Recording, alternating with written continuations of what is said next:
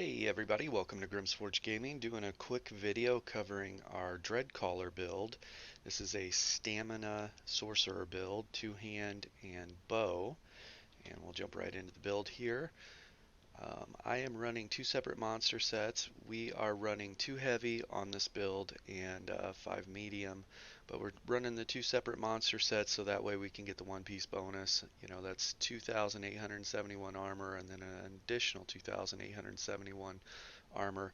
We are in a very tanky meta right now, and running a glass cannon, you might be able to burst some people down, but when you run into the other tanky players, you'll run into a problem. So you need to be somewhat tanky yourself right now. And by running these two separate monster sets, it also allows me to use my class ability um, and get my major resolve and major ward from that. And so there's another 5,280 resistances there. And it's a nice way to stack resistances. If you haven't tried that, do that. You will lose a monster set ability, but you know, if you're turning out good damage, it doesn't really matter. The set that I paired this with is New Moon Acolyte, and kind of a reoccurring theme with my builds. I had said this in another build, my Sword Saint build, that when New Moon Acolyte came out, I wanted to make that set and then pair it with all my different builds and see what how do we fill in the pieces around it? How do we make that set work? So we're running Two Moon Acolyte and or New Moon, sorry, and we've got the two heavy are the legs and chest, and then everything else is medium. The set that we are pairing this with is the Briarheart set, and this build is a work in motion here, so don't judge too hard. Like I have blue jewelry and stuff like that, but uh, infused trade on this, no impen just yet. We'll get everything sorted out on this, but I wanted to share the build. It's actually working really well. Um, but if you've never had the Briarheart set before, when you deal critical damage, you have a 10% chance to increase your weapon damage by an extra 423 for 10 seconds. While this effect is active, your critical strikes heal you for 630 to 37 health. This effect can occur every 15 seconds. So it's got a 5-second downtime. So that weapon damage and that healing capability is up often. And that synergizes really well with the Stam Sorc when you're using crit surge. While active, dealing critical damage heals you for 3,663 health. It can occur every second. So when you have your hurricane going on this and you're just critting people around you and there's just chaos around you, you have a lot of heals coming in from those abilities. Keep this up, and Briarheart will do work. I do. This is a when we look at the stats here. This is a weapon damage build. We can get our weapon damage all the way up to 5,873 weapon damage on this, and that'll give us a tooltip on our two-hand ult of 21,322. And I'll show you where we get that. Obviously, our recoveries are very low, and that's kind of the trade-off when you start pushing really high weapon damage once we hit that 5,873.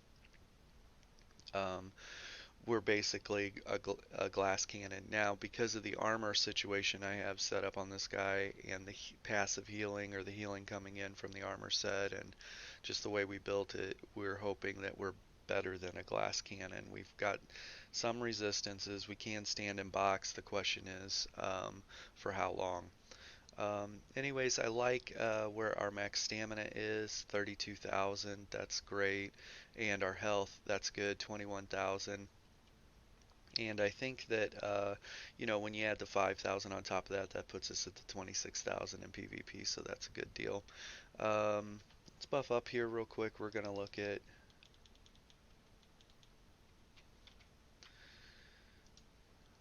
Alright, Resistances here. This is a medium armor build. Spell resistance 28,000, physical resistance, and I like to keep my crit resistance between the 15 and 2,500. Weapon damage 4,697, and so when you add the Briarheart proc, which was an additional 400 plus, and then we have a weapon damage glyph on our back bar. It's infused, so there's another 435, but that takes us very close to the 6k weapon damage. If I were to infuse any of these jewelry, would definitely hit 6k weapon damage, and maybe that's the route we'll go later. On two of these, we can infuse them and maybe go weapon damage on both or one. But um, the build hits hard, so that's good. That's what we wanted to try to accomplish out of it. Let's look at our abilities here on buffed. We're running crit rush and 6,000, almost 6,100 tooltip on it. Dizzy swing, an 11,000, almost 12,000 tooltip on buffed. Reverse slice, streak for our hard CC, and rally for our burst heal. And right now we are running the two-hand berserk, and we will morph it to probably onslaught when we get a chance. Like I said, this tooltip gets up as high as 21,322 when everything's firing on this build, and so hits very hard. We're running bound armaments on the back bar here, so obviously with the regen problems that the build has, or lack of regen I should say, long range poke is important in being able to get stamina back, so we will streak out of the front line, turn around, and put some heavy attacks into the front line, try and get stamina back. And the nice thing about this is while we're doing those long range pokes to get stamina back, we're building up these stacks, I guess, and then we can proc this and put some additional damage into someone. We are running Dark Deal, and so this is probably the only reason that we're able to run such low regens on this build, because of Dark Deal, and that's a pretty handy class ability. So, and Critical Surge, we're running that. Resolving Vigor is our heal, and Hurricane is our major ward, major resolve. And right now I have Rapid Fire on there. I would probably drop Ballista, and we're just kind of playing around with that. You want to get all your class passives, all your weapon passives, and then your armor passives, all your medium armor, and then the top three of your heavy armor.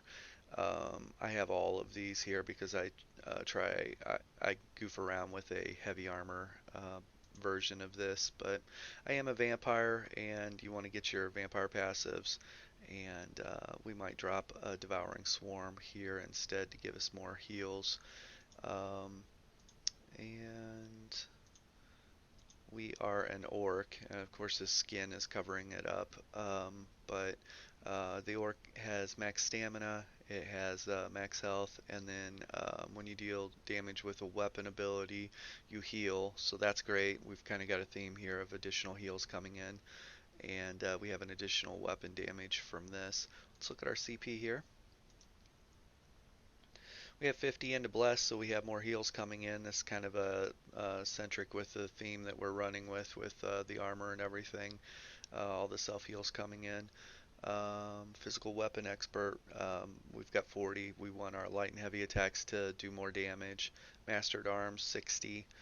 All the biggest hits in the game come from direct damage for the most part, and this is what's going to increase that damage output.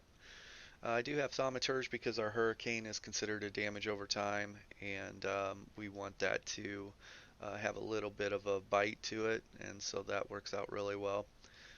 Precise Strikes, we've got 60 into that, so we're just under 21% critical damage. Piercing for another 2,300 physical penetration, nothing into Mighty. Ironclad, we have 60. Takes us just under 21%.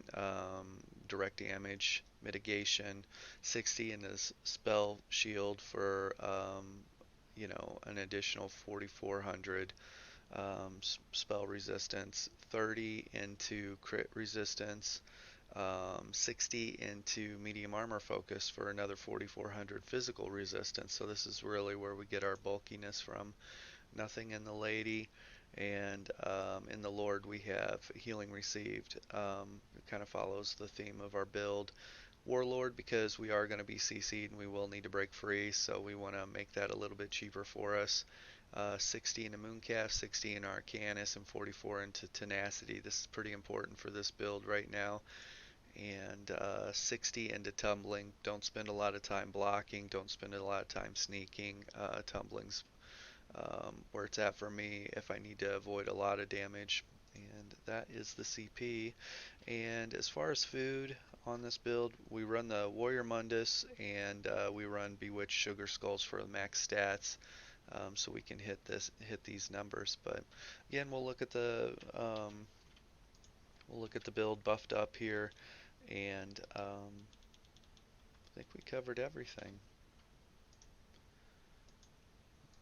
Right, tooltip, and like I said, this will get up to 21,000 with everything procced. And I might be able to show you that real quick. Let's just run up here and see if we can get everything to proc.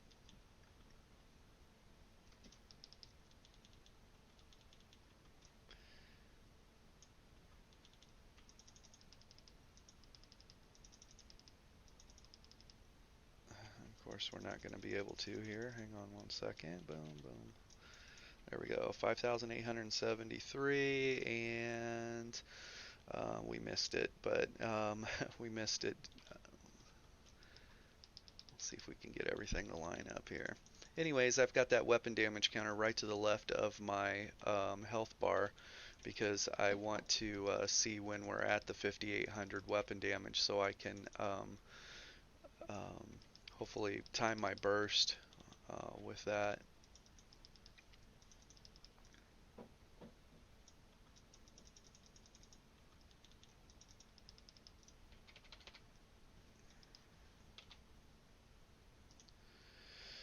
Alright, we missed it again. Anyways, it does have a tooltip of 21,322. Not going to waste your time trying to line everything up for you, but 5,873 total weapon damage on this build.